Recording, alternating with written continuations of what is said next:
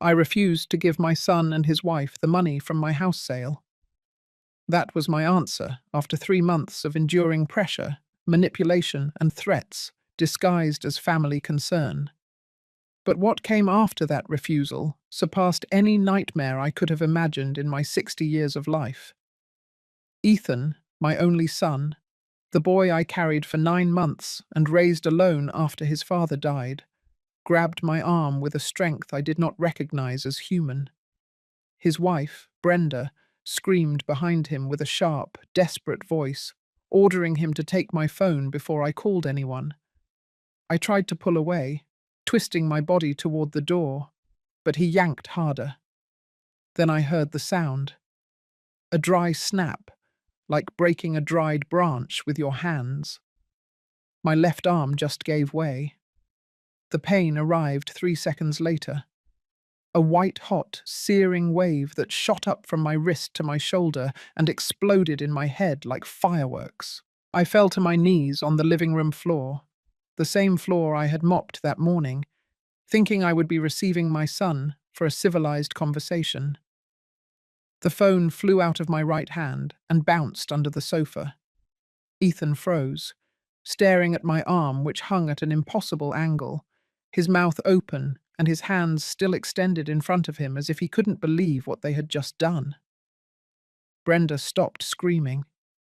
The silence that fell over the living room was worse than any insult they had thrown at me in the last few hours. I breathed in short gasps, trying not to move because every millimeter of movement sent electrical shocks through my entire arm. Tears streamed down my cheeks, but they weren't just from pain. They were from betrayal, from disbelief, from seeing my own son transformed into a violent stranger I didn't know. Ethan took a step back and ran his hands through his hair. His lips were trembling. Brenda looked at him, then looked at me, and I saw something in her eyes that chilled my blood more than the pain. It wasn't regret. It was panic. Panic about the consequences. Panic about this getting out. Panic about losing control of the situation they had so carefully orchestrated for months. I tried to speak, but only a moan escaped. My arm pulsed with its own sick heartbeat. I could feel it swelling inside the sleeve of my blouse. Ethan crouched down in front of me, extending his hands, not daring to touch me. Mom, Mom, I didn't mean to. You moved. I just... Oh God, Mom. His voice sounded distant, muffled by the ringing in my ears. Brenda remained standing by the window, biting her lower lip, and I could see her brain working at full speed, looking for a way out, looking for a way to twist this into something that wasn't what it really was. A son breaking his elderly mother's arm because she refused to hand over $180,000. 20 minutes later, they were both kneeling in front of me in the emergency room of the hospital, begging for forgiveness between sobs, while a nurse prepared the X-ray room and a young, unfriendly-looking doctor quietly asked me if I wanted him to call the police. Brenda cried with a drama that would have won awards on Broadway, clinging to my good hand, begging me to understand that it had been an accident. Ethan couldn't even look me in the eye. He trembled like a frightened child, muttering apologies that sounded hollow and late. But it was already too late for apologies. It was already too late for crocodile tears and empty promises. Something had broken in that room besides my bone. Something that had been cracking for months, ever since the day I told them about the sale of my house. From the moment they saw that money not as the fruit of their mother's 40 years of work, but as a solution to their financial problems, as something that belonged to them by right of blood. While I waited to be taken for X-rays, with my arm immobilized in a temporary sling and a dose of pain medication running through my veins, my mind began to process. I couldn't understand how I had gotten here, how the sweet routine of my quiet life had turned into this nightmare, how the son I raised with so much sacrifice now looked at me with eyes full of fear and desperation, not for my pain, but for the consequences he would face. The nurse approached with a clipboard in her hands and asked if I had anyone else to call. Someone I trusted, someone who could be with me. I nodded weakly and whispered a name. Olivia Peterson, my neighbour, my friend. The only person in this world who had warned me this could happen. The only one who saw what I refused to see for so long. Brenda tried to protest when the nurse dialed the number. She said they would stay with me, that they were my family, that no one else was necessary. But the doctor interrupted her with a firm, professional voice, explaining that since the patient had suffered a severe fracture during a domestic altercation, hospital protocol required the presence of an independent witness. Brenda's face crumpled. Ethan closed his eyes as if he wanted to disappear. Olivia arrived 40 minutes later, her hair still wet from the shower, and an expression of contained fury that would have scared anyone. She hugged me carefully, avoiding my injured arm, and whispered in my ear with a trembling voice that everything was going to be all right, that she was here, that I was no longer alone. Then she turned to Ethan and Brenda with a look that could have melted steel. "Get out of here, now!" Ethan opened his mouth to protest, but Olivia raised a hand. "I called Leo Miller. He's on his way. If you're still here when he arrives, I promise you won't leave this hospital without handcuffs on your wrists." The lawyer's name fell upon them like a bucket of ice water. Brenda paled. Ethan swallowed hard. They exchanged a quick look, one of those silent communications that couples who have been together for years have, and then Brenda took Ethan by the arm and dragged him toward the exit. Before crossing the door, my son turned one last time. His eyes were red and swollen. He opened his mouth as if to say something, but no sound came out. He simply lowered his head and disappeared down the hall. Olivia sat next to me on the gurney and took my good hand in hers. She didn't say anything. Words weren't needed at that moment. Just her presence was enough. I leaned my head against her shoulder and finally allowed the crying to come out. Not the silent, contained crying from the living room, but the deep, heartbreaking cry of a mother who has just realized that her son no longer exists. At least not the son she knew. 6 months before my arm broke in that apartment, my life was so predictable that I could anticipate every moment of the day as if reading a script written decades ago. I woke up at 6 in the morning without needing an alarm, brewed coffee in the same American coffee maker I bought on my honeymoon with Robert, and sat on the back porch to watch the sun gild the leaves of the lemon tree I planted when Ethan was 5 years old. The house where I lived for 32 years was large, too big for a single 60-year-old woman with knees that creaked when climbing stairs, and a back that protested every time I tried to clean the upstairs windows. It had 4 bedrooms, 2 full bathrooms, a yard that was once my pride, but which I now only managed to maintain halfway, and a spacious kitchen where Robert used to dance with me while we cooked on Sundays. Robert died 5 years ago of a massive heart attack while mowing the lawn one Saturday afternoon. He fell among the azaleas he himself had planted. He didn't even have time to call me. I was the one who found him 2 hours later when I went out to bring him lemonade. He still had the pruning shears in his hand. After his death, the house stopped feeling like a home and started feeling like a mausoleum full of memories that haunted me at every corner. His coffee mug was still on the second shelf of the kitchen. His bathrobe hung behind the bathroom door. His gardening books piled next to his favorite armchair. For the first 2 years, I couldn't move anything. It was as if by leaving everything in its place, I could keep him alive in some way. But time does curious things with pain. It softens the edges. It turns it into something you can live with instead of something that suffocates you. By the 3rd year, I started donating his clothes. By the 4th, I gave his garden tools to Mr. Wallace, the neighbour on the corner. By the 5th, I could finally sit in his armchair without bursting into tears. My routine became simple and methodical. Breakfast at 7, soap opera at 9 while folding laundry, grocery shopping on Tuesdays and Fridays, visit to the cemetery on Sundays after church, phone call with Ethan on Wednesday nights, brief conversations where he told me little, and I pretended not to notice his disinterest. Dinner at 6, television until 10, bed. Olivia Peterson lived in the house next door for 15 years. She was 2 years younger than me, also a widow, with 3 adult children who visited her every weekend loaded with noisy grandchildren. We became friends out of necessity at first. She needed someone to water her plants when she traveled to visit her daughter in Texas. I needed someone to help me change the light bulbs in the high ceiling that I could no longer reach without getting dizzy. But over time, that friendship of convenience turned into something deeper. Olivia was one of those women who say exactly what they think, no matter if it hurts.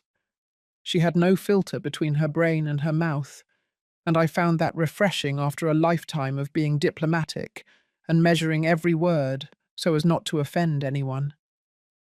We had coffee together every afternoon at 4 o'clock, sometimes at her house, sometimes at mine.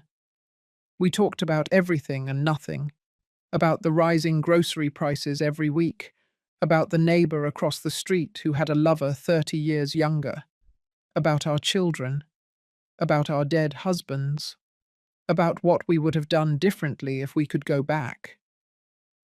It was Olivia who first suggested I sell the house.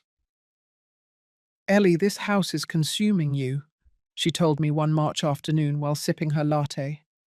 "Look at it. Look at how much it costs you to maintain it. The yard is halfway cared for. There are entire rooms you don't even use.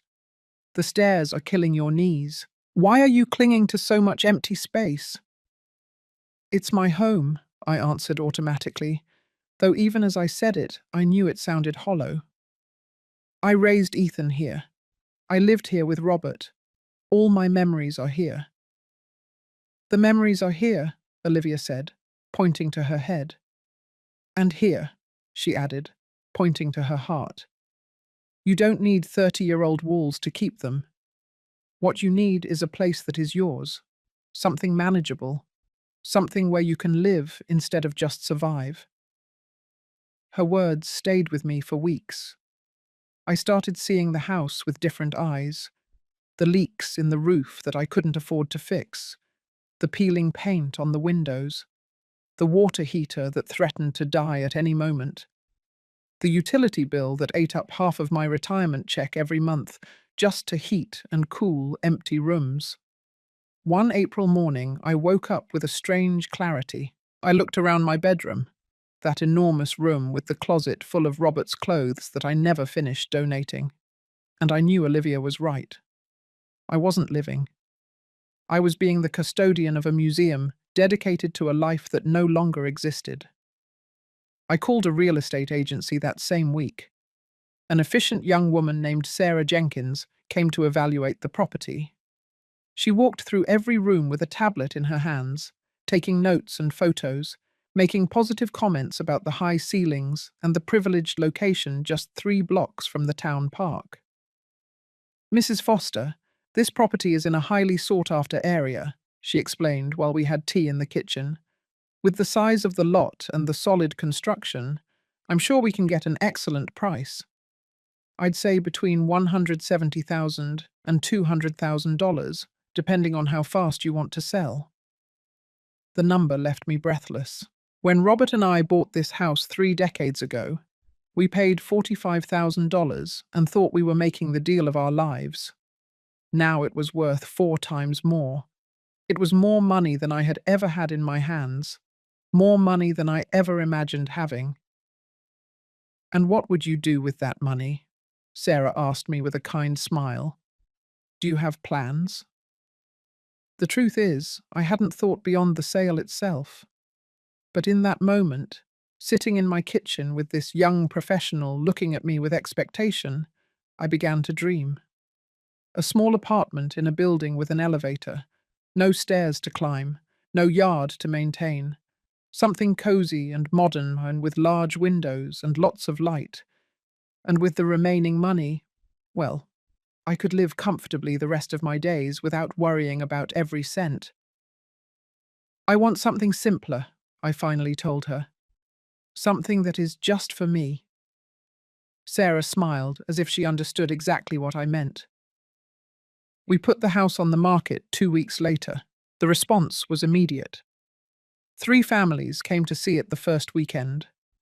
By Monday, I already had 2 offers on the table.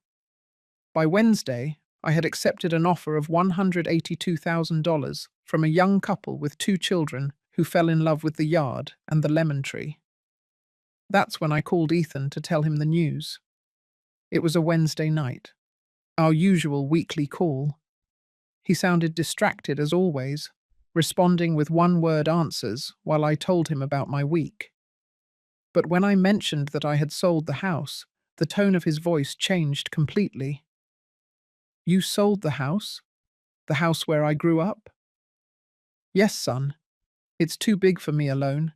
I can't keep it up anymore. And why didn't you consult me first? It's my house too. All my childhood memories are there.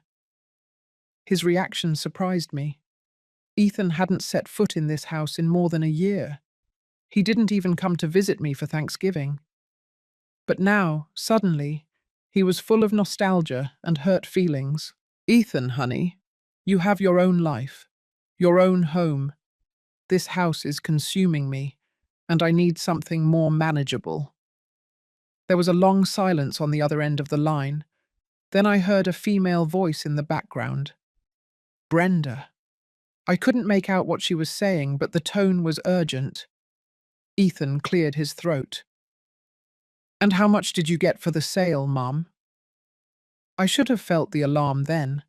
I should have noticed how his interest shifted from sentimental to practical in a second. But he was my son, my only son, and I still believed his concern was genuine. $182,000. It's much more than I expected. Another silence. Then Brenda spoke louder in the background. Ethan coughed. That's a lot of money, Mum. Do you know what you're going to do with it? Buy a smaller apartment, something comfortable, and with what's left over, live peacefully. Mum, we need to talk. Brenda and I have some ideas that could help you invest that money intelligently. You can't just leave it in the bank. Inflation will eat it up. You need financial advice. Ethan, I know how to manage my money. I know, Mum, I know. But this is different. It's a significant amount. Let us help you. We're family. We'll come by next weekend to talk about this calmly, okay? Brenda is really excited to see you. I hung up the phone with a strange feeling in my stomach. Ethan hadn't come to visit me in months, and now suddenly he was excited to spend the weekend at home. Brenda, who barely spoke to me at family gatherings, was excited to see me. Olivia, who had heard my side of the conversation from her chair on the porch, looked at me with her eyebrows raised. Here comes the trouble, she simply said. Don't be dramatic, I replied, though a part of me knew she was right. The following Saturday, Ethan and Brenda arrived at 10 o'clock in the morning. I had spent all Friday morning cleaning the house from top to bottom, preparing the guest room that hadn't been used since last Thanksgiving, and cooking my son's favourite dishes. I made his beef pot roast with potatoes that he loved as a child. I prepared rice pilaf. I baked a lemon meringue pie. The kitchen smelled like home and family. When I heard the car pull up in front of the house, I felt a genuine excitement. It had been so long since Ethan's last visit, so long since I could hug him and see his face in person instead of through a phone screen during our brief weekly calls. I went out to the porch, wiping my hands on my apron, smiling like a fool. Ethan got out of the car, looking tired. He had deep dark circles under his eyes and had gained weight around his stomach. His shirt was wrinkled, as if he had slept in it. But when he saw me, he forced a wide smile and opened his arms. "Mum, I missed you."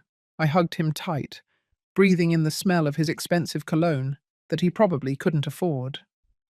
Brenda got out of the passenger side wearing high heels and a tight dress, completely inappropriate for a casual weekend visit.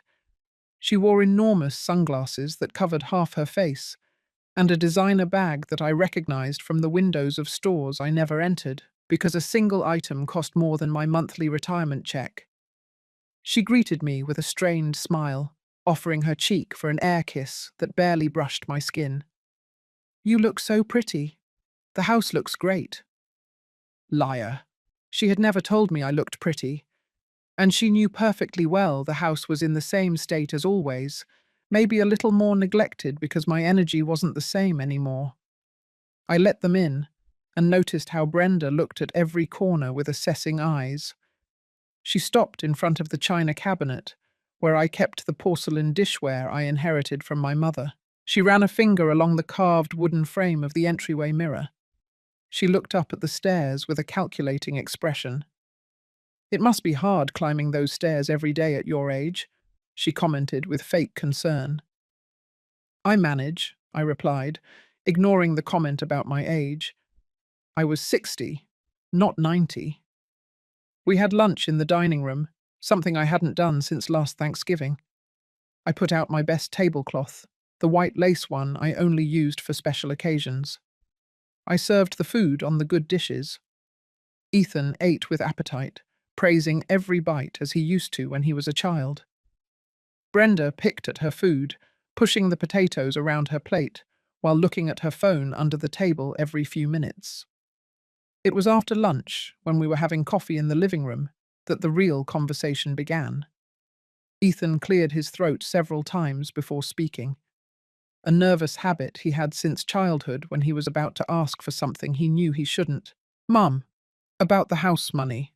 Brenda and I have been researching investment options that could triple that capital in less than 5 years."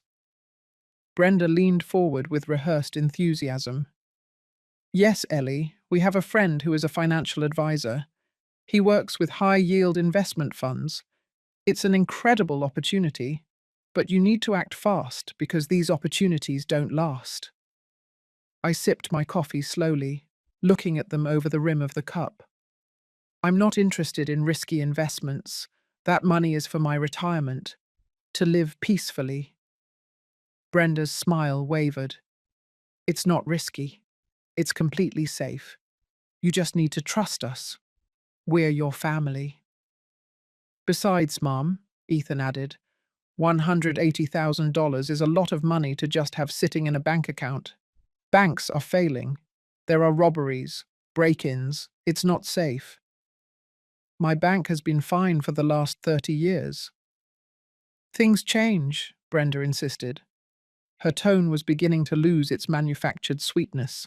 "You don't understand how the modern financial world works. No offense, but your generation isn't familiar with these things. That's why we're here. To help you. To protect you." I felt a pang of irritation. "I appreciate your concern, but I can handle my own financial affairs." Ethan exchanged a look with Brenda. She nodded almost imperceptibly. He sighed and ran a hand through his hair. "Mum, there's something else. Brenda and I are going through a difficult time financially. We have some debts that we urgently need to resolve." There it was, the truth finally surfacing like oil floating on water. "What kind of debts?" "Credit cards, mainly," Ethan admitted without looking me in the eyes. "And a car loan. And some overdue mortgage payments. It's nothing we can't handle. But if we had access to a portion of your money, just as a temporary loan, we could resolve everything and then pay you back with interest." "How much?" Brenda answered before Ethan. $50,000 would get us out of trouble completely. We would pay you back in 1 year, a year and a half maximum." $50,000, almost 1/3 of my capital. To pay off debts they probably accumulated buying things they didn't need with money they didn't have. No, I said simply. Brenda blinked as if she had misheard. Pardon? I said no. That money is for my future, for my security. It is not a family emergency fund. Brenda's mask of sweetness fell completely. Security?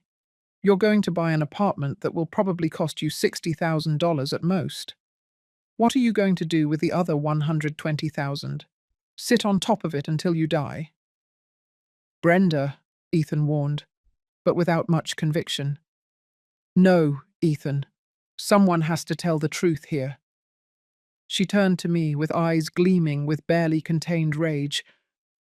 Your son is asking you for help. Your only son. The son you raised and who took care of you when you were widowed, and you refuse to help him when you have more money than you'll need for the rest of your life. I got up from my chair, feeling the blood rush to my face.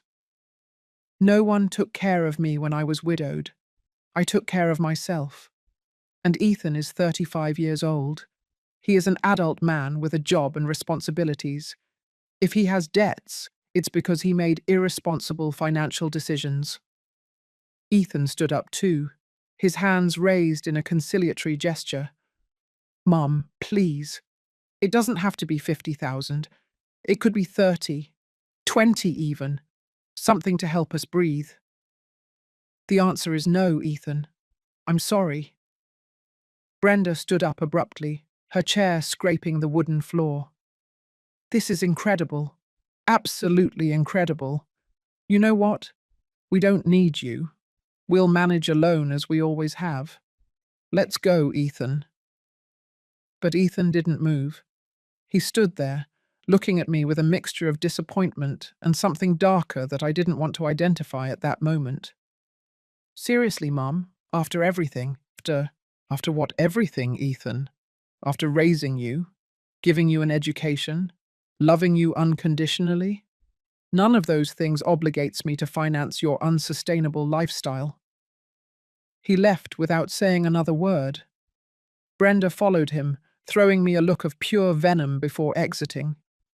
The door closed louder than necessary.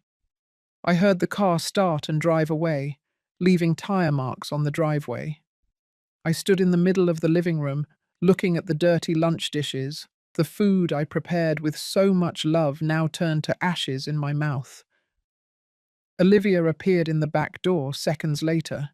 She had been in her yard, but clearly had heard everything. I warned you, she said softly. I know. Are you okay? I wasn't sure how to answer. I had defended my money and my boundaries, but in doing so I felt I had lost something more valuable. I nodded anyway, because it was easier than explaining the emptiness I felt in my chest. This isn't over, Olivia said. They'll be back, and next time it won't be with pretty words. She was right. But at that moment, exhausted and hurt, I just wanted to believe that my son still had some of the goodness I raised him with. I wanted to believe he would reflect and understand. How naive I was. For 2 weeks after that disastrous visit, I didn't hear from Ethan. No call, no text message, not even on our usual Wednesday. The silence was deafening and ate at me inside in ways I didn't want to admit. Every time the phone rang, my heart jumped, hoping it was him. But it never was. Olivia told me to let him go, that if Ethan wanted to behave like a spoiled child, that was his problem. But a mother can't just turn off love like a light switch. I spent nights awake wondering if I had been too harsh, if I should have lent him at least some money, if I was being selfish. Then, one Saturday morning, 3 weeks after their last visit, they arrived without warning. I was in the yard, pruning the faded roses when I heard the car. This time they got out with bags from the expensive bakery downtown, and bright smiles as if nothing had happened. Brenda wore jeans and a casual blouse, more appropriate than her last outfit. Ethan carried a bouquet of flowers, my favorite, white daisies. "Mom," Ethan said, approaching with open arms, "I am so sorry. I was an idiot. I shouldn't have pressured you like that. You can do whatever you want with your money. It's yours and only yours." I wanted to believe him. God knows how much I wanted to believe him. I hugged him, and the smell of his cologne reminded me of when he was little and ran to me after school. Brenda kissed my cheek with what seemed like genuine affection. "We brought pastries and gourmet coffee," she announced cheerfully. "Can we have breakfast together, as a family, without talking about money or anything unpleasant? Just spend quality time." I agreed because I am weak when it comes to my son, because 3 weeks of silence had left me vulnerable, because I desperately wanted to believe we still had a salvageable relationship. We had breakfast on the back porch. Brenda talked about her job at a clothing boutique. Ethan told funny stories about his office colleagues. They asked me about my apartment search and seemed genuinely interested when I showed them photos of a place I had seen the week before. A small 2-bedroom apartment in a building with an elevator, near the market and only 10 minutes from Olivia's house. "It looks perfect for you, Mum," Ethan said sincerely. "You're going to look great there." It was a pleasant morning, almost normal. I allowed myself to relax and enjoy their company. After breakfast, Brenda offered to help me wash the dishes, while Ethan checked a leak in the upstairs bathroom that I had casually mentioned. "Ellie," Brenda began while drying a plate. Her voice was soft, almost shy. "I want to apologize for how I behaved last time. I was stressed about our problems and took it out on you. It wasn't right." "It's forgotten," I replied, though it wasn't completely true. "It's just, sometimes I worry so much about Ethan. He works so hard and it never seems to be enough. And I work too, but the money just disappears. The rent, the car, the utilities, the food. Everything is so expensive now." There was something in her tone that made me drop my guard. She sounded tired, genuinely overwhelmed, not like the calculating woman from 3 weeks ago. "I understand things are tough," I said, "but you have to learn to live within your means." "I know. You're right." She dried another plate in silence before continuing. "Can I ask you something? No pressure, just curiosity. You already know exactly how much you're going to spend on the new apartment." I should have seen the trap. I should have remained silent.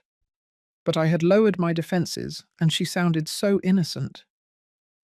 "The one I like costs $65,000. With closing costs and moving, probably $70,000 in total." "Then you'd have over $100,000 left," Brenda calculated, as if she were just doing casual math. "That's wonderful, Ellie. Really, you're going to be very comfortable." She continued washing dishes and didn't say anything else about the subject. I thought maybe, just maybe, they had really matured and accepted my decision. How foolish I was. The visits became regular after that.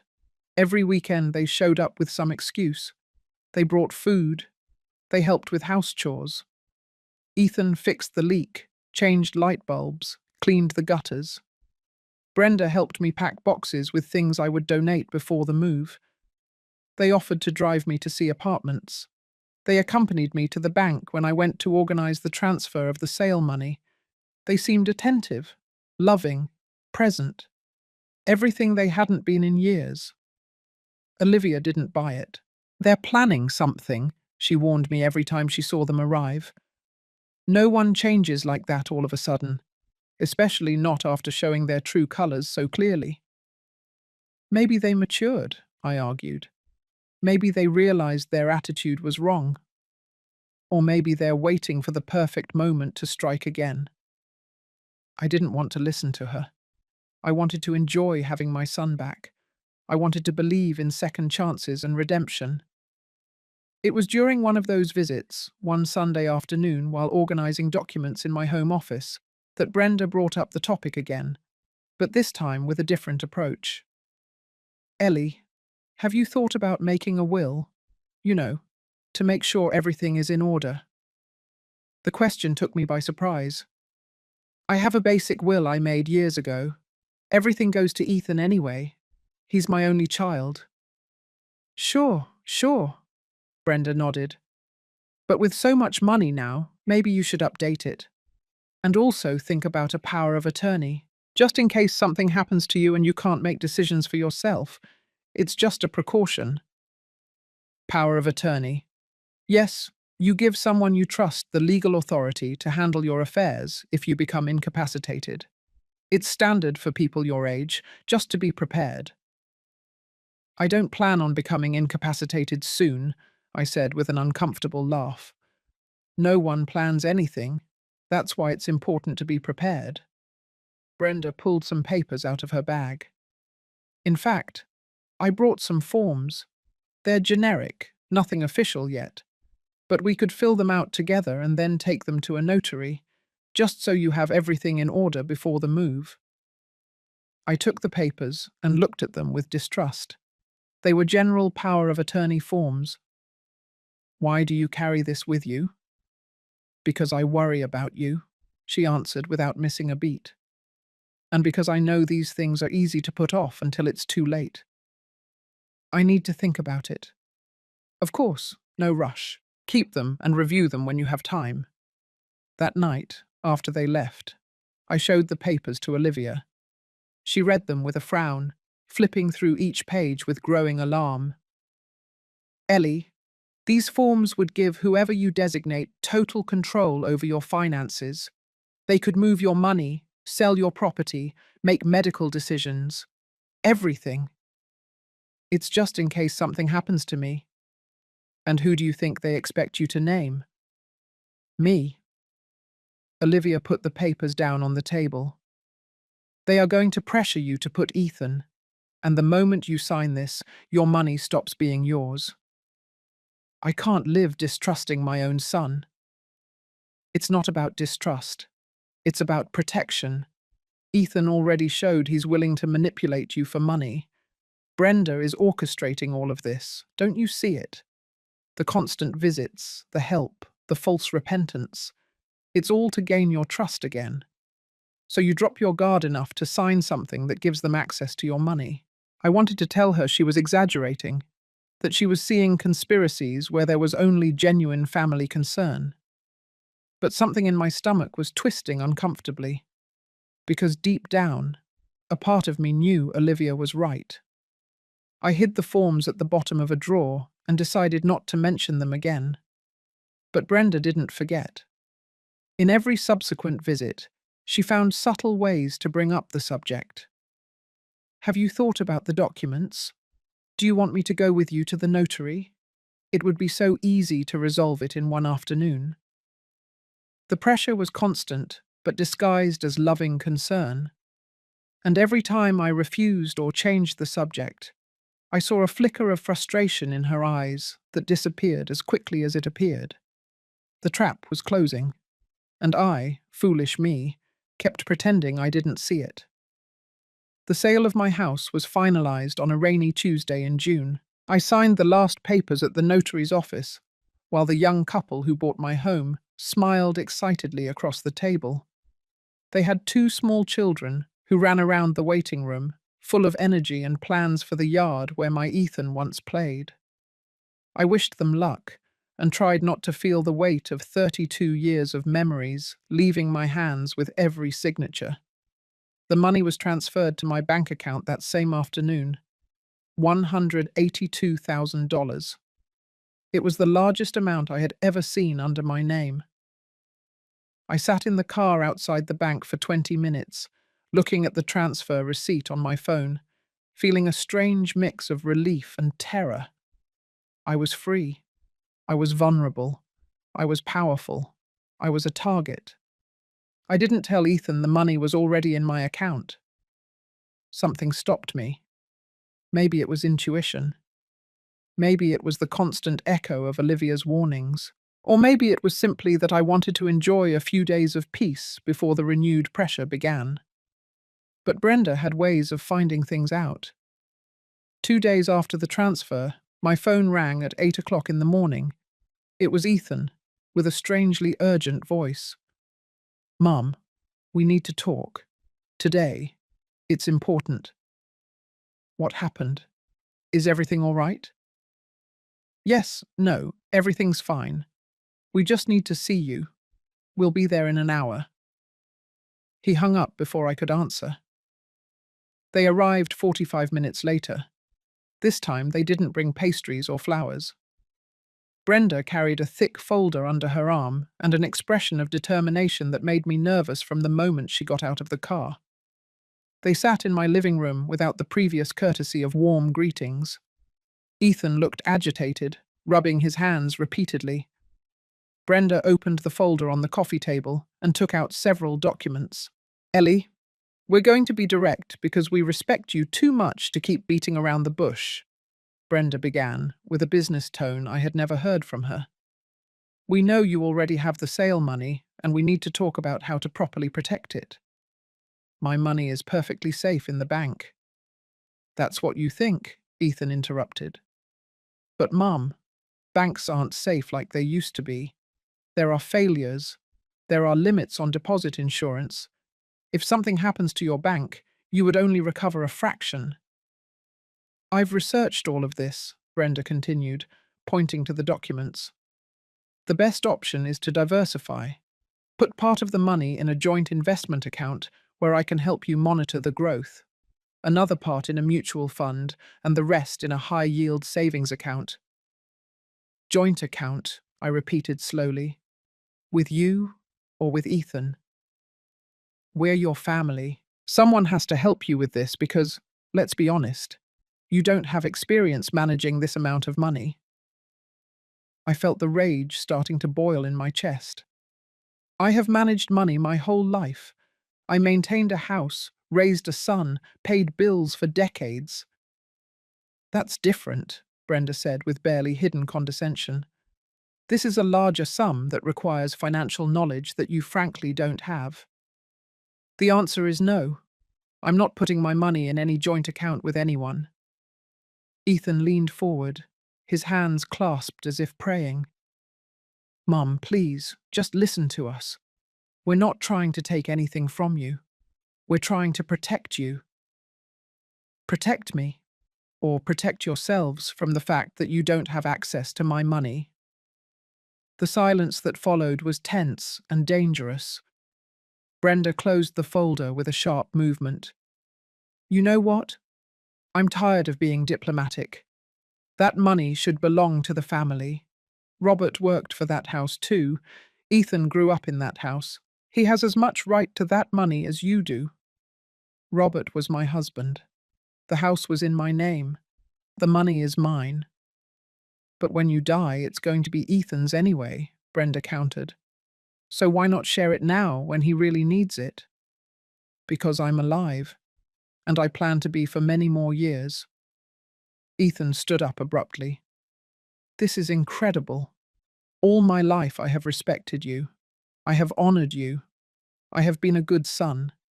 And now when I ask you for a little help, you turn your back on me." "I gave you my whole life," I replied, standing up too.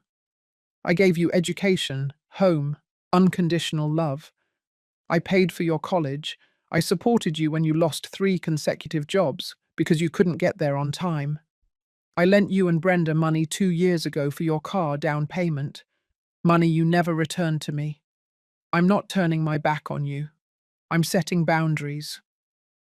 "Boundaries," Brenda spat, "are what selfish people use as an excuse not to help their family." "Then I guess I'm selfish." Brenda picked up her bag and the folder. "You know what, Ellie? When you're old and sick and need someone to take care of you, I hope your money can buy you the company you'll need, because we won't be there." "Brenda, that's enough," Ethan muttered, but without real conviction. "No, Ethan. She needs to hear the truth. She is alone. She has no one but us, and she's throwing that away for money." "You are the ones destroying our relationship for money." I replied with a trembling voice. I am just protecting what belongs to me. They left amidst slamming doors and bitter words. Ethan didn't look me in the eyes on the way out. Brenda shot me a look of pure hatred that made me take a step back. The car roared away violently, leaving tire marks in the driveway for the second time. I stood trembling in the middle of the living room. Olivia appeared minutes later, as she always seemed to do when I needed her most. Come, she said simply, taking my arm. Let's go to my house. I'm going to make you tea, and we're going to call Leo, the lawyer. Yes, because this isn't going to end here, Ellie, and you need legal protection before they try something more drastic. They won't do anything drastic. He's my son. Olivia looked at me with deep sadness in her eyes. Your son just threatened you with abandonment when you might need him most. His wife just accused you of being selfish for protecting your own money. What more do you need to see? I didn't have an answer for that, because the truth was too painful to admit. My son, the baby I breastfed, the boy I comforted during nightmares, the young man I applauded at his graduation, had become someone I didn't recognize. And his wife had turned him into someone capable of emotionally extorting his own mother. We went to Olivia's house. She prepared chamomile tea while I sat in her kitchen and trying to process what had just happened. Then she called Leo Miller, an attorney who had helped her family with inheritance matters a few years ago. Leo arrived that afternoon. He was a man in his mid-40s, with premature grey hair and a serious but kind expression. He listened to my whole story without interrupting, taking occasional notes in a notebook. Mrs. Foster, he said when I finished, you need to take immediate steps to protect your assets. First, I want you to change your bank passwords today, all of them, and enable two-factor authentication on all your accounts. Do you think they would try to get into my accounts? I don't know what they would try, but it's better to prevent. Second, I need you to bring me any documents they gave you to sign, any paper you touched in their presence. I need to review them. Only the power of attorney forms that I never signed. Bring them. Sometimes people forge signatures. It's more common than you think, especially in cases of family financial abuse. The word abuse hit me like a slap. That was what was happening. Abuse. From my own son. Third, Leo continued, I am going to draft clear documents establishing that your money is exclusively yours and that no one has the right or access to it. We are also going to create an updated will that leaves everything in order according to your real wishes, not what others expect. And finally, I am going to give you my personal number. If they pressure you again, if they threaten you again, if you feel danger in any way, call me immediately. Danger? Ethan would never physically hurt me. Leo and Olivia exchanged a look I didn't like. Mrs. Foster, Leo said softly, financial abuse often escalates to other types of abuse. I'm not saying it will happen, but you need to be prepared and protected. That night, alone in my nearly empty house, with boxes everywhere waiting for the move that would happen in 2 weeks, I allowed myself to cry. I cried for the son I lost, for the violation that could never be repaired, for the innocence of believing that blood is always thicker than greed. And as I cried, my phone rang. It was a text message from an unknown number. You're going to regret this.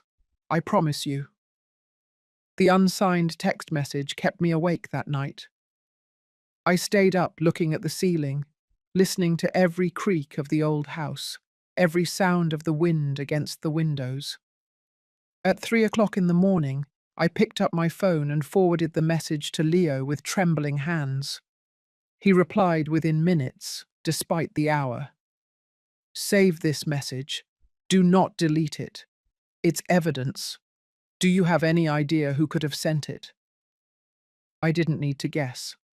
I knew exactly who was behind those threatening words, but a part of me still resisted believing that my son or his wife were capable of something like that.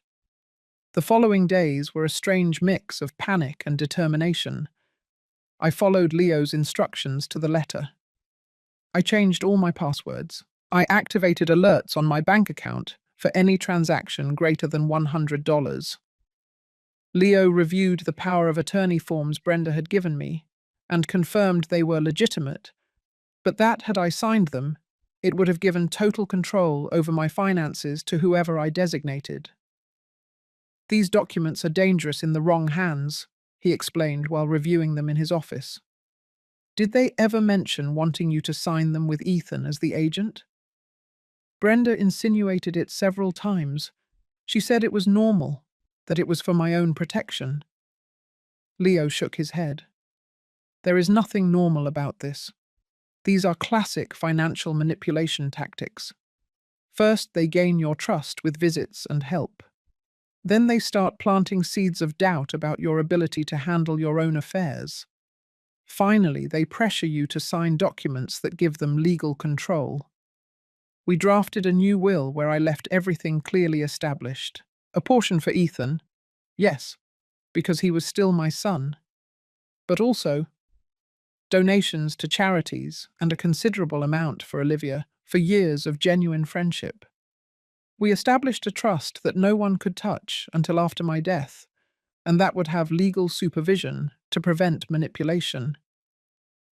You don't think I'm overreacting? I asked him as I signed the documents before a notary. Mrs. Foster, in my 20 years of legal practice, I have seen children steal from dying parents. I have seen families destroyed by inheritances. I have seen the elderly living in misery while their children spend their money. It is never an overreaction to protect yourself. That same week, I received 3 more calls from unknown numbers. The first time I answered, hoping it was about my move or the new apartment. It was a masculine voice I didn't recognize, distorted, telling me that stubborn old women ended up alone and forgotten. I hung up, trembling. The second call was a female voice, definitely not Brenda, but with the same threatening tone, suggesting that accidents happened all the time to older people who lived alone. The third call was silence, just heavy breathing for 30 seconds before they hung up. Leo advised me to report it to the police. I went to the station and spoke with a young officer who took my statement with a bored expression, as if he heard these kinds of stories every day. He probably did. "Do you have proof of who is making these calls?" he asked, while typing on his computer without looking at me. "They are private numbers, but I'm sure it is my daughter-in-law or someone she hired." "Do you have proof of that?" "No, but—" "Then I can't do much, Mum. We can document the complaint, but without concrete evidence of who is threatening you, my hands are tied. I suggest you block unknown numbers and consider changing your phone number." I left the station feeling more vulnerable than when I entered. The system that was supposed to protect me couldn't do anything until something really bad happened. I had to wait to be a victim before receiving help. Olivia became my constant shadow. She insisted on staying with me during the nights, bringing an inflatable mattress that she put in my living room. She accompanied me to the bank, to the supermarket, to see the new apartment. She never left me alone for more than a few hours. "This is ridiculous," I protested one afternoon while we packed boxes in my room. "You can't put your life on hold for me." "My life is exactly where it needs to be, taking care of my friend. And my children, your grandchildren, understand the situation and agree that you shouldn't be alone right now." The move was scheduled for the following Friday. I had hired a small moving company, recommended by Leo. 2 trustworthy men who started loading my belongings early in the morning. Seeing my furniture leave through the door was more painful than I anticipated. Each piece carried memories. The table where Ethan did his homework. The sofa where Robert and I cuddled up to watch movies. The bed where I slept next to my husband for 25 years. We were halfway through the move when Ethan and Brenda showed up without warning. I saw them park from the upstairs window, and my heart sank uncomfortably. I walked down the stairs slowly, preparing for another confrontation. Ethan looked terrible. He had red, swollen eyes, deep dark circles, an unshaven beard. Brenda, on the other hand, was impeccable as always, but there was something cold in her expression that gave me goosebumps. "Mom," Ethan said in a hoarse voice, "you can't move without at least saying goodbye to us." "I didn't know you wanted to say goodbye after your last message." "What message?" he asked, genuinely confused or acting very well. "The threatening message. You're going to regret this." Ethan vehemently shook his head. "I didn't send you any message, Mom, I swear. I have no idea what you're talking about." I looked at Brenda. She held my gaze without blinking, defiant. That's when I knew with certainty that it had been her, but I couldn't prove it. "Look," Brenda said with an exaggerated sigh, "we came to make peace. Ethan has been devastated these weeks. He barely eats. He barely sleeps. You're killing him, Ellie." "I'm not killing him. He's doing this to himself." "You're his mother. You have the power to fix this." "Fix it how? By giving you my money?" Ethan approached, his hands extended in a plea. "We don't want all your money, Mum. We just need help. We are about to lose the car. The bank threatened us with foreclosure. Brenda could lose her job because she can't get there without the car. Everything is falling apart." I felt a pang of pain in my chest. It was my son, vulnerable and desperate in front of me. All my maternal instincts screamed at me to help him, to fix his pain as I used to do when he was a child. But then I remembered Leo's words. Financial abuse works because they appeal to your maternal love. They fabricate crises. They create urgency. They pressure you to make emotional decisions instead of rational ones. "How much do you owe?" I asked, hating myself for asking. Brenda's eyes shone with barely hidden triumph. "Between the car and the overdue mortgage, $38,000 would put us completely back on track." $38,000? More than most people earned in a year. More than half of what I plan to live on for the next few years. "No," I said, though the word hurt me physically. "I can't give you that amount." "You can't, or you don't want to?" Brenda asked with venom in her voice. "Both things. That money is for my future, for my security. It's not a rescue fund for your financial mistakes." Ethan dropped his hands to his sides. Something changed in his expression. The plea transformed into something darker. "You know what, Mom? You're right. It's your money. Do what you want with it. But don't expect me to keep acting like your son when you clearly aren't acting like my mother. Being your mother doesn't mean destroying my own life to save yours. It means being there when your family needs you. It means sacrifice, something you apparently no longer understand." Brenda took Ethan's arm. "Let's go, honey. We wasted our time coming here. Your mother has made it clear where her priorities are." They left, but this time there were no dramatic door slams or tire marks, just a cold, final silence that hurt more than any scream. I watched them walk away from the window and felt as if I was burying my son alive. Olivia appeared next to me. "You did the right thing." "Then why does it feel so bad?" "Because true love hurts. But protecting yourself isn't wrong, Ellie. It's never wrong." The move was completed without further incident. That night, I slept in my new apartment for the first time, surrounded by unopened boxes, in a bed that still smelled new, in a place where no memories haunted me. I should have felt relieved, free. Instead, I felt lonelier than ever in my life. 3 weeks passed in my new apartment. 3 weeks of absolute silence from Ethan. 3 weeks where I tried to convince myself that I had done the right thing, that setting boundaries was healthy, that protecting my future was not selfishness. Olivia came every day, sometimes just for coffee, other times to help me organize. Leo called every couple of days to check that everything was all right. I was adjusting to my new routine. The apartment was perfect for me. Compact, manageable, bright.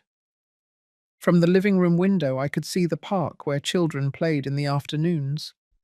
No stairs to climb, no yard to maintain, no empty rooms full of ghosts of the past. But peace doesn't last long when there are people determined to destroy it. It was a Thursday afternoon, around 5 o'clock. I had been to the supermarket and had just arrived with my shopping bags when I heard the intercom. The doorman, Mr. Johnson, informed me that my son was downstairs asking to come up. My heart raced. Part of me wanted to tell him not to let him in, but he was my son, and I still held a foolish hope that he had come to truly reconcile. "Let him up," I finally said. I opened the door and saw them step out of the elevator, Ethan and Brenda. But this time there were no false smiles or gifts of peace. Ethan had his jaw clenched and his fists closed at his sides. Brenda carried her large bag hanging from her shoulder, and an expression of cold determination that made me instinctively step back. "We need to talk," Ethan said without even greeting me. "Inside. Now." Something in his tone alerted me. It was different, desperate, but also dangerous. I should have closed the door. I should have called security. But maternal instinct is stupid and powerful, so I let them in. They closed the door behind them. Brenda locked it. That small gesture chilled my blood. "What are you doing?"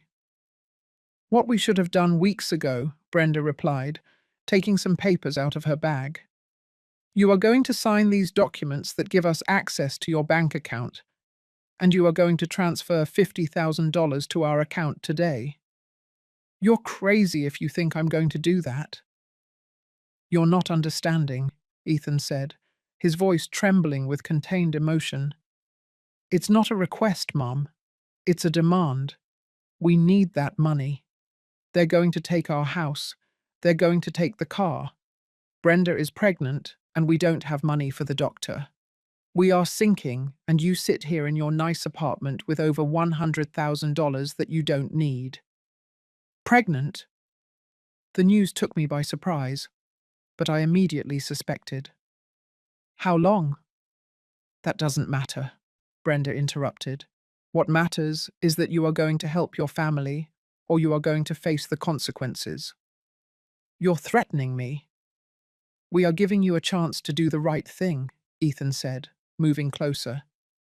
"Sign the papers, make the transfer, and we can all move on as a family." My phone was in the kitchen, a few feet away. I started moving toward it, but Brenda stepped in my way. "Where do you think you're going?" "I need my phone. I'm calling Leo." "You're not calling anyone," Brenda spat. "That meddling lawyer has been filling your head with garbage, making you believe we're the bad guys when we only want the best for you. Get out of my apartment. Now." "Or what?" Brenda challenged, crossing her arms. "Are you going to call the police? Are you going to have your own son arrested?" Ethan ran his hands through his hair, pacing like a caged animal. "Mum, please, just sign the papers. It doesn't have to be like this." "I'm not signing anything, and if you don't leave this moment, yes, I am going to call the police." I moved quickly toward the kitchen, but Ethan was faster. He grabbed my arm, not forcefully yet, just stopping me. "Mum, wait. Reason with us." "Let go of me, Ethan." "Not until you listen." I tried to break free, but his grip tightened. Panic began to climb my throat. This was my son, but in his eyes I saw something I had never seen before. savage desperation, the look of a man on the edge of a cliff, willing to drag others down with him in his fall. "Ethan, you're hurting me." "Just sign the damn papers," he shouted, shaking me. "Sign and this ends." Brenda appeared with the documents and a pen. "Make it easy, Ellie. For all of us." "No." The word came out with more force than I felt. Brenda let out a sound of frustration and yelled at Ethan. "Then take her cell phone. We can't let her call anyone." Panic turned into terror when I saw Ethan look toward the kitchen where my phone was on the counter. I saw the calculation in his eyes, the decision forming. "Ethan, no," I pleaded. "Don't do this. We can still fix this. We can talk." But it was too late. He had crossed an invisible line in his mind. Brenda had won. Desperation had won. He dragged me toward the kitchen while I tried to resist. I managed to grab the door frame, but he pulled harder. "Let go of me," I screamed, hoping someone in the building would hear. Brenda ran and snatched my phone from the counter. "I got it. Now control her." Ethan shoved me against the wall, not violently but firmly, holding me there while Brenda put my phone in her bag. I gasped, my heart beating so fast I thought it would burst out of my chest. This wasn't my son. It couldn't be. The boy I raised would never be capable of this. "Brenda, give me the papers," Ethan ordered, his voice now mechanical, as if he were following a script. "We're going to do this civilly." "There's nothing civil about this," I said, tears streaming down my cheeks. "This is extortion. It's assault." "This is survival," Brenda replied, putting the papers on the kitchen table. "And you are going to cooperate, or things are going to get much worse." Ethan let go of me but stood between me and the exit. I stood there, trembling, looking at the documents on the table. Documents that would give them complete access to my money. Documents that would turn my financial security into their lifeline. "I won't sign," I repeated, although my voice sounded weak even to my own ears. That's when Brenda completely lost control. Her face contorted into a mask of rage. "You know what? I'm sick of your stubborn old woman refusal. Ethan, grab her hand and make her sign. I don't care how." "Brenda, we can't." "Do it," she screamed, "or we leave here with nothing and all of this will have been for nothing. Is that what you want? To lose the house? To live on the street? To lose your son?" I saw the exact moment Ethan made his decision. I saw the last spark of decency in his eyes go out.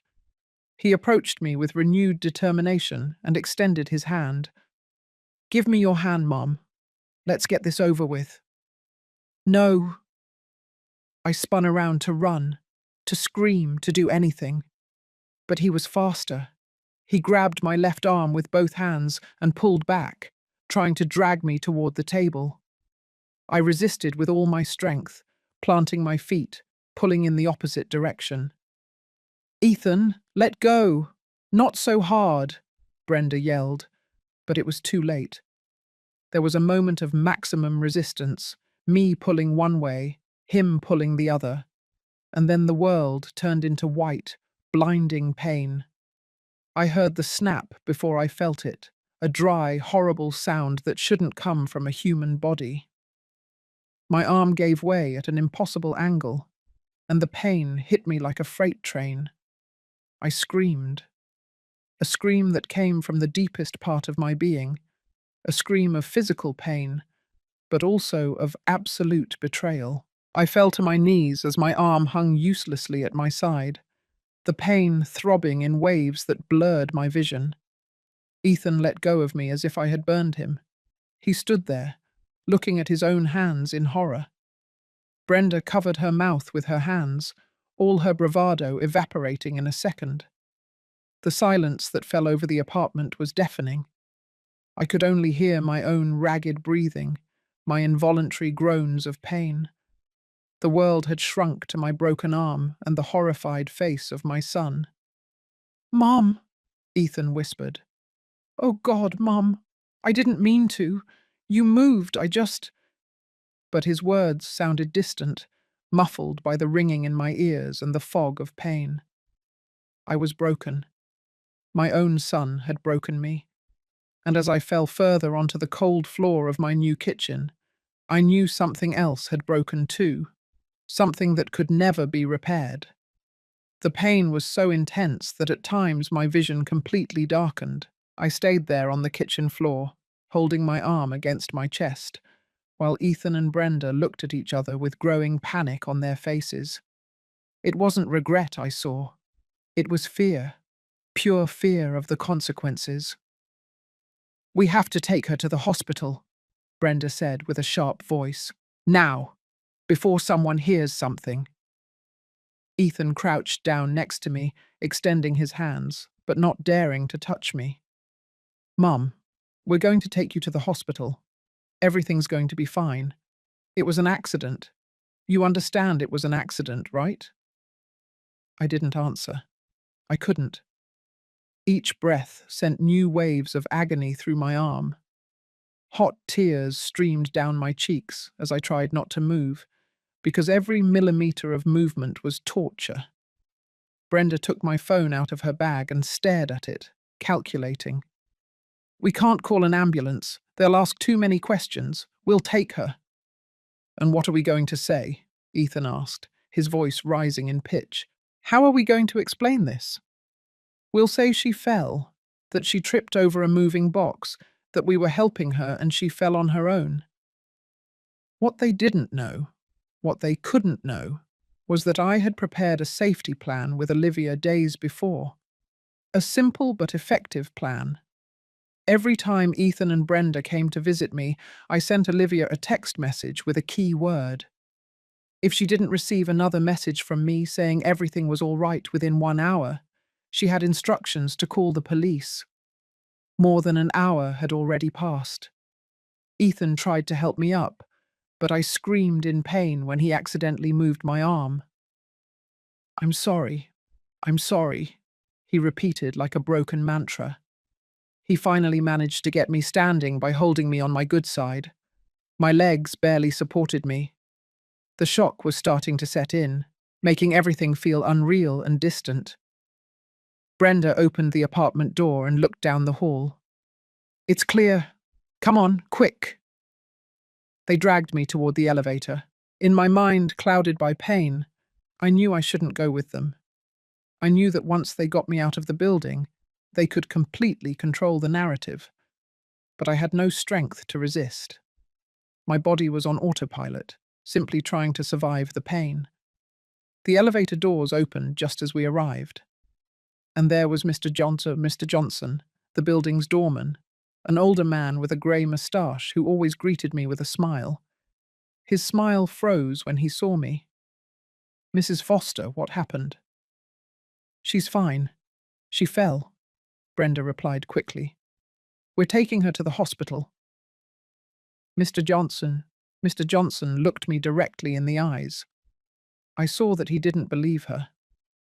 I saw how he evaluated the situation, my arm hanging at that horrible angle, the tears on my face, the tension in Ethan and Brenda's bodies. "Maybe I should call an ambulance," he suggested, pulling his radio from his belt. "It's not necessary," Ethan insisted. "Our car is right here. It will be faster." But Mr. Johnson was already speaking into his radio, asking for emergency services to be called. Brenda muttered a curse under her breath. Ethan started sweating visibly. Then we heard the sirens. It wasn't an ambulance, it was police patrol cars. 2 of them pulled up in front of the building with their lights flashing. Olivia had kept her word. I watched Brenda's face turn from panic to absolute despair. Ethan closed his eyes as if he wanted to disappear. Mr. Johnson held his position between us and the exit, perfectly understanding what he was witnessing. 4 officers entered the lobby with their hands near their weapons, assessing the situation quickly. A female officer approached me directly. "Ma'am, you need help." I nodded, unable to speak due to pain and emotion. She looked at my arm and her expression hardened. She signaled to her partner, who immediately called a real ambulance. "Who are you two?" the larger officer asked, looking at Ethan and Brenda. "I'm her son," Ethan replied with a trembling voice. "She fell. We were going to take her to the hospital." "She fell?" the female officer repeated, looking at me. "Ma'am, is that true?" This was the moment where I could protect my son one last time, where I could follow the pattern of a lifetime of putting his needs before mine, where I could lie and allow this nightmare to continue. Or I could tell the truth. I looked at Ethan. His eyes silently pleaded with me. "Please, Mom. Please don't say anything. Protect me like you always have. Save me from the consequences of my actions." "No," I said with a broken but clear voice. "I didn't fall. He pulled my arm and broke it." Ethan let out a choked sound, something between a sob and a gasp. Brenda took a step back, ready to run, but an officer was already behind her, blocking the exit. "That's not true," Brenda screamed. "She's confused. The pain is making her delirious. We were just trying to help her." But Mr. Johnson spoke with a firm voice. "I heard screaming, screams of fear, and when they opened the door she was crying and they were nervous. This was not an accident." The ambulance arrived minutes later. The paramedics immobilized my arm with extreme care while I moaned in pain. The female officer got in with me, while her partners stayed with Ethan and Brenda. "We're going to need your full statement at the hospital," she told me gently. "Is there anyone we can call? Someone who can be with you?" "Olivia Peterson," I murmured, giving her the number. As the ambulance sped away with sirens wailing, I looked out the back window. I saw Ethan in handcuffs, being led toward a patrol car. He was crying, his body shaking with sobs. Brenda screamed something I couldn't hear, gesticulating wildly while another officer tried to calm her down. 20 minutes after breaking my arm, my son was being arrested. And I, drugged with painkillers in the back of an ambulance, felt something strange. It wasn't satisfaction. It wasn't vengeance.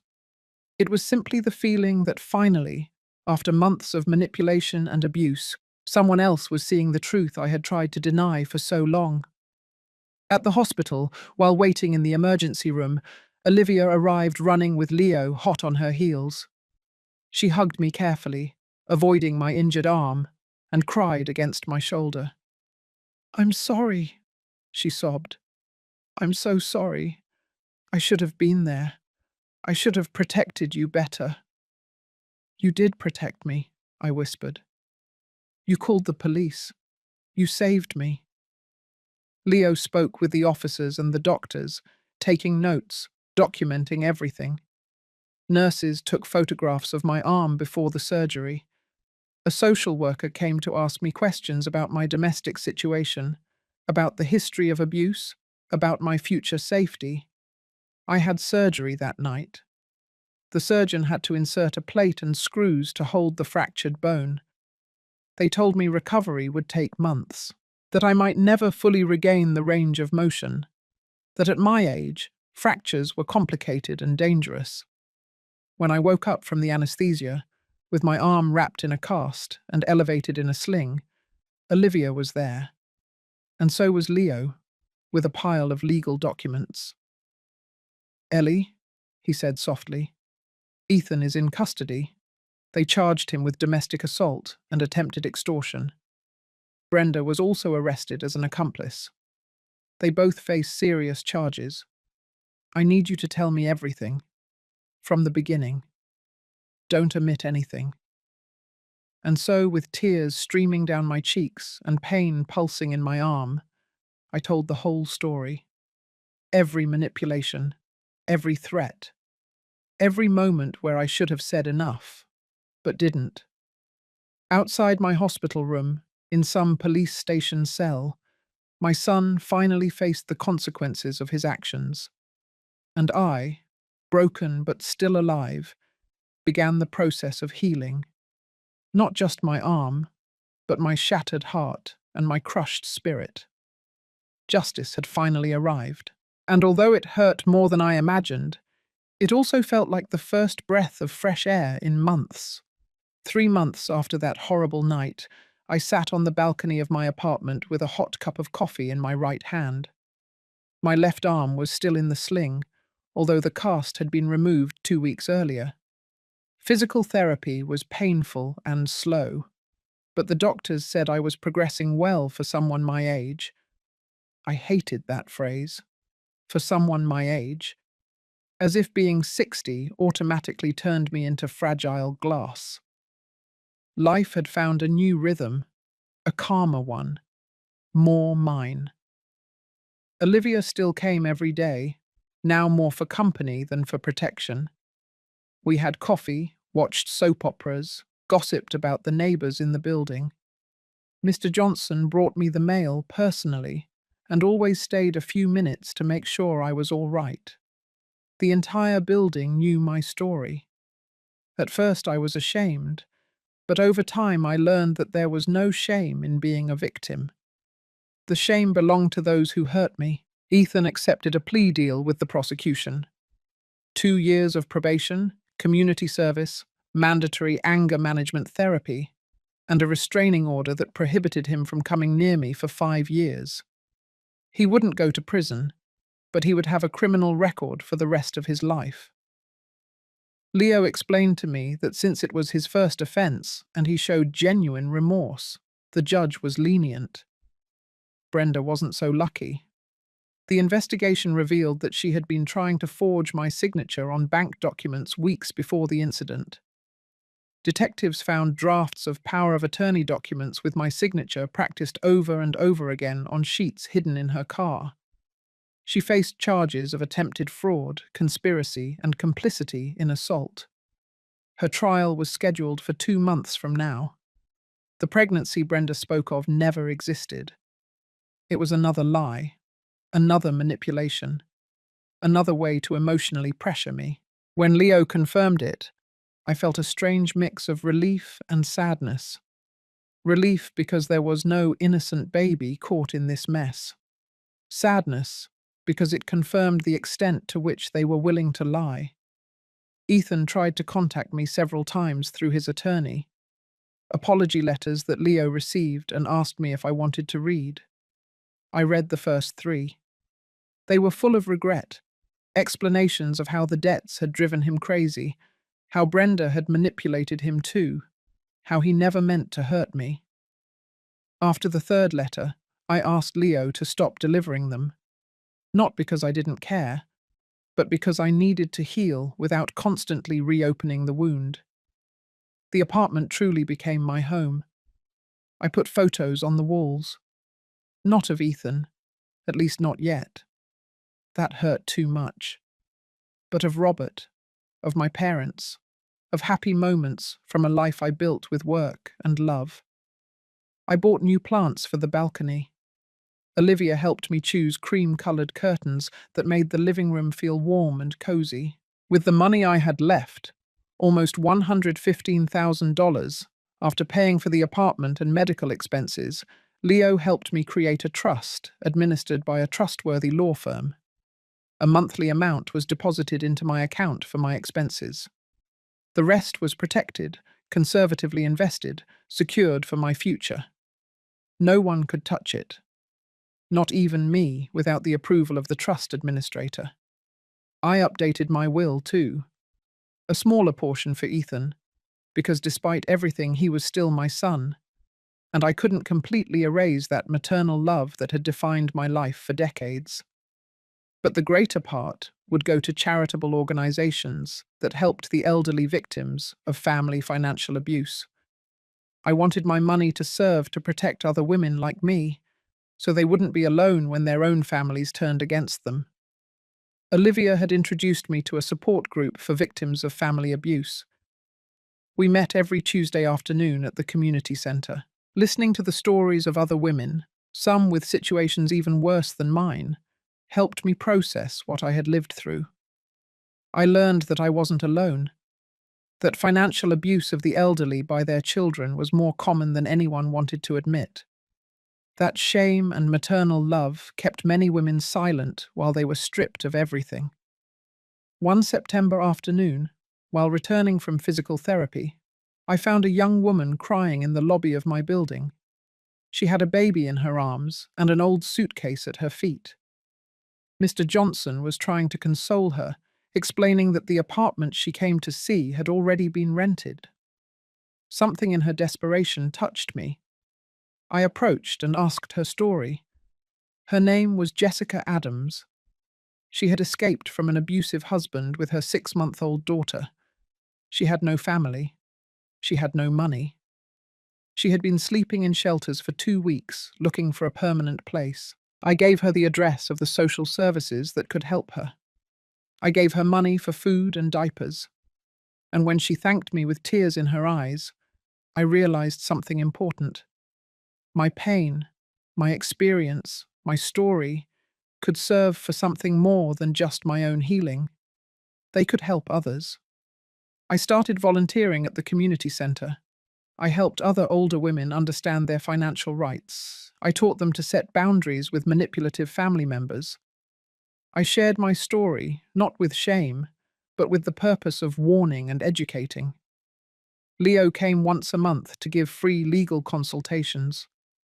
My arm never completely healed. It still ached on cold mornings. I still couldn't lift heavy things. The doctors said arthritis would probably set in over time.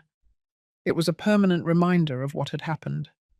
But it was also a symbol of my survival, of my strength, of my refusal to be destroyed. One afternoon, while having coffee with Olivia on my balcony, my phone rang. It was an unknown number. I almost didn't answer, but something made me respond. Mum. Ethan's voice froze me. We hadn't spoken in 3 months. How did you get this number? Your lawyer gave it to me. He said I could try calling, but that you would decide whether to answer. His voice sounded different, softer, more broken. I needed to tell you that I'm sorry. Truly. Every day. Every moment. I'm so sorry, Mum. I didn't answer. I didn't know what to say. I don't expect you to forgive me, he continued. I don't deserve it. But I needed you to know that I'm in therapy, that I'm working on myself, that I finally understand what I did to you, what I almost destroyed. Almost, I repeated softly. But you didn't succeed. No, I didn't. He paused for a long time. You are stronger than I ever was. You always have been. I had to learn to be. You taught me that lesson in the most painful way possible. I know. And I'll live with that for the rest of my life. Another silence. Do you think someday, maybe in years, we could? I don't know, Ethan. Honestly, I don't know. Today the pain is too fresh. The damage is too deep. I understand. Just take care of yourself, Mum. Please. He hung up before I could respond. I stood there with the phone in my hand, silent tears running down my cheeks. Olivia put her hand on mine. Are you all right? I'm going to be, I replied. And it was true. The sun was beginning to set over the park.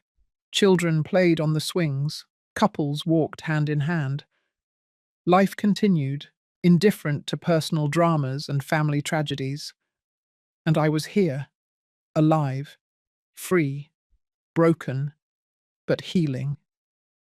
I had learned the hardest lesson of all, that love does not mean self-destruction, that protecting yourself is not selfishness, that setting boundaries does not make you a bad mother, that the family that harms you does not deserve unlimited access to your life, your peace, or your money. I refused to give my son the money from my house sale. His wife completely lost control. She told him to pull me hard, and he broke my arm. But 20 minutes later, they were begging for forgiveness and crying in desperation as police sirens echoed in the night. And I, Eleanor Foster, at 60 years old, survived. More than that, I learned to live again, this time on my own terms. I took a sip of my coffee, felt the warm evening breeze, and smiled. Small, perhaps, sad around the edges, but genuine. I was free. And that freedom, bought with pain and tears, was worth more than any amount of money.